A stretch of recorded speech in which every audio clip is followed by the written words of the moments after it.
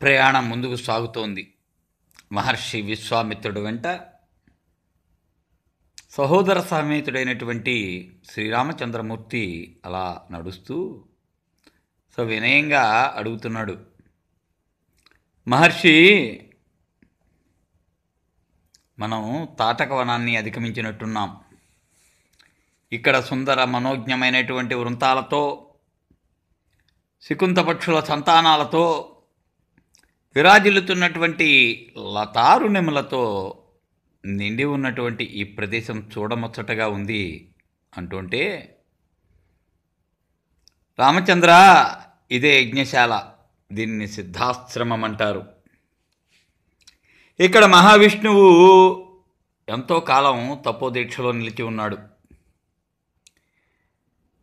ఇక్కడ బలి 100 అశ్వమేధ యాగాలు చేశాడు. ఇంద్ర పదవి కోరి అదితి కశ్యపులకు మహావిష్ణువు వామనుడుగా పుట్టింది ఇక్కడే. దాతృత్వానికి పర్యాయపదంగా బలిని 3 అడుగులు యాచించిన వామనుడు త్రివిక్రమావతారాన్ని దాల్చినది ఇక్కడే. ఇందరి వాంఛాసిద్ధి కల్పించినది కనుకనే దీనిని సిద్ధాశ్రమం అంటారు.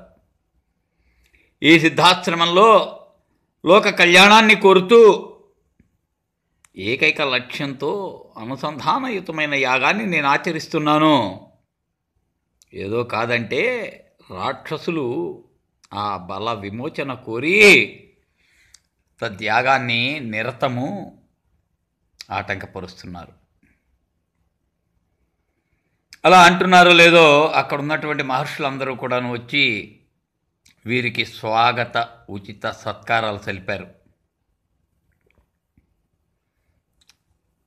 కింత ముహూర్తకాలం సేదతీరి రామచంద్రుడు అంటున్నాడు, మహర్షి, ఇక మీరు యజ్ఞదీక్ష మొదలెట్టచ్చు. యాగ సంరక్షణ నిమిత్తం మేము వచ్చాం కాబట్టి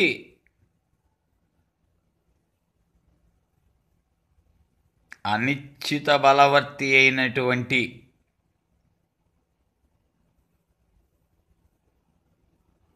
ఆయన బలం ఆయనకి తెలియదు. ఆ రామచంద్రమూర్తి ఎందుకండి, ఆయన మహావిష్ణువు మారువేషం దాల్చి అక్కడికి వచ్చేటువంటి మారీచు సుబాహులను సంహరించడంతో అది సమాప్తి కాదు. కాబట్టి నిశ్చితానుగ్రహం ఏదండి, పూర్వవేళల్లో భూమాత కోరినటువంటి కోరిక తీర్చడానికి, రావణుడనే రాక్షసుణ్ణి సంహరించడానికి ఆది ప్రథమమైనటువంటి ప్రాదేశిక జ్ఞానం అది. అయ్యా, మీరు యజ్ఞాన్ని మొదలెట్టండి, మేము యాగ సంరక్షణలో ఉంటాం అన్నాడు. విశ్వామిత్ర మహర్షి యాగదీక్ష తీసుకున్నాడు. తమ్ముడు, సహోదరుడు రామానుజుడు లక్ష్మణుడితో కూడి ధనుర్ధారి అయి యావత్ యాగ సంరక్షణార్థం నిర్విరామంగా నింగివంక చూస్తున్నాడు, ఎప్పుడు ఏమరితే రాక్షసులు వస్తారో అని. అంతలోనే పెనుమాయ, ఉధృతమైన గాలి, ఆ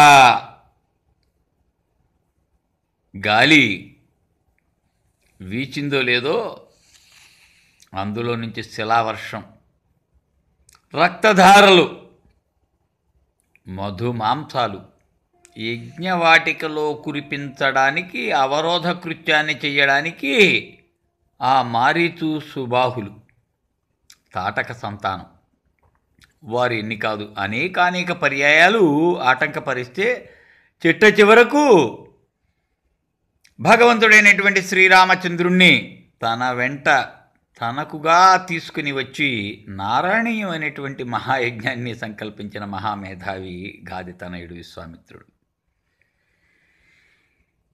వెంటనే చూశాడు రామచంద్రమూర్తి, నిర్విరామమైన వేదఘోషల నడుమ స్వాహాకార వషట్కార మంత్రాలతో 5 దినాలు నిర్విరామంగా సాగాయే.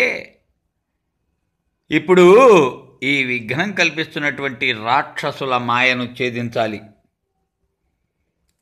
వెంటనే లక్ష్మణ, అరుగో అసురులు వస్తున్నారు చూడు అంటూ ఆగ్నేయాస్త్రాన్ని సంధించాడు. అది సుబాహుని యొక్క గుండె చీల్చి అసువులు తీసింది. ఉత్తర క్షణంలో వాయువ్యాస్త్రంతో మారీచుడిని కొట్టాడు. అది ఆ ఉన్న మిగిలిన అసుర సేనలందరినీ విగత జీవుల్ని చేసి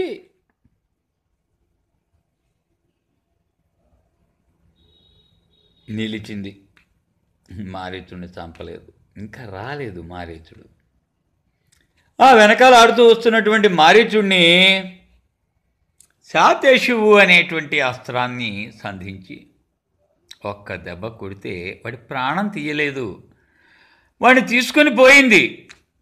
అనంతమైన లోకాలు ఆడి తిప్పి తిప్పి తిప్పి తిప్పి తిప్పి తిప్పి గిరగిరా తీసుకుని వచ్చి సముద్రపు ఒడ్డున పడవేసింది. అక్కటితో విశ్వామిత్ర యాగ సంరక్షణ నిరీక్షణ చేస్తున్నటువంటి రామచంద్రమూర్తికి లక్ష్మణుడికి మనం ఎన్నితే కాదు, హుషారంటే కాదు, ఆ బాధ్యత తీరింది. యాగం అయిపోయింది. సిద్ధాశ్రమంలో అనగా క్రతుదీక్ష పూనినటువంటి విశ్వామిత్రుడు యాగానంతర అవభృత స్నానం చేశాడు. అక్కడ నుంచి బయలుదేరి మిథిలా నగరం చేరడానికి సుముఖుడై బయలుదేరాడు రామలక్ష్మణుని తీసుకొని.